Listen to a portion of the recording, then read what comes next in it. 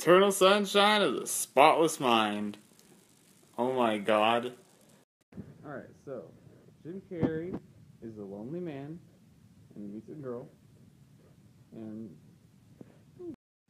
they like each other and it's really sweet. You're like, I'm feeling things. This is a nice romantic comedy. This is delightful. That's the first 15 minutes or so of the movie.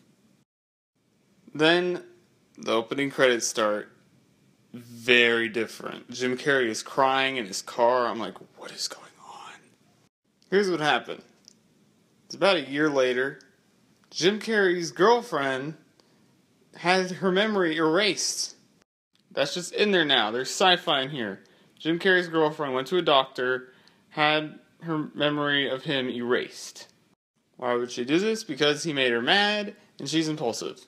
And so that's what happens. And so Jim Carrey's absolutely heartbroken, because why wouldn't you be? And so then he goes and is like, I'm going to go and erase her too. So he goes to get his memory erased, but in the process of him getting his memory erased, he's like, wait, I don't want to forget her. So the movie becomes his mind fighting to keep her in. And it really is it's an experience. Now, the first bit of this movie, you're thinking, okay, this is going to be some artsy-fartsy crap. And then it's not, and you're like, thank God. And the reason it doesn't come off that way is because there's this very strong emotional core, and that's why those 15 minutes are so crucial. The whole time throughout this movie, you're absolutely rooting for Jim Carrey and Kate Winslet with blue hair to be together, and it's great. And the movie does everything it can to play with your emotions. That's why it's so weird, is because they want to play with your emotions in a way they've never been played with before. And the people trying to erase Jim Carrey's memory, they're humanized. They're human beings with the emotion. They have their own little story going on. Jim Carrey.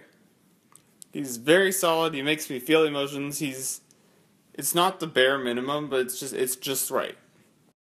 It's just enough of a quiet subtlety that I'm able to project myself onto him. And so it works in that capacity. Kate Winslet from Titanic. This is probably her best performance ever. I loved her in this movie. She was fun, she was charismatic, she was engaging. She was great. Like, I fell in love with her. Kirsten Dunst and Mark Ruffalo, they had great chemistry. I kind of didn't like them because they were doing a bad thing, but they still felt very human. Elijah Wood in this movie is a complete scumbag, but I did like his performance. Tom Wilkinson as this doctor guy who invented this whole process. And it's like, look at all this weight he has on his shoulders.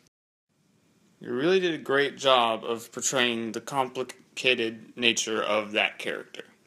So, good job. There are all these weird images and transitions, and it's like you could tell they were traveling through someone's mind. You could just tell. It's a weird movie, and it's probably not for everybody, but if you're smart enough to figure out what's going on, then this is a great movie. And that whole what's going on factor adds to the movie, because that just creates another level of engagement. And the ending will just leave you in suspense for so long. It really is a great emotional experience.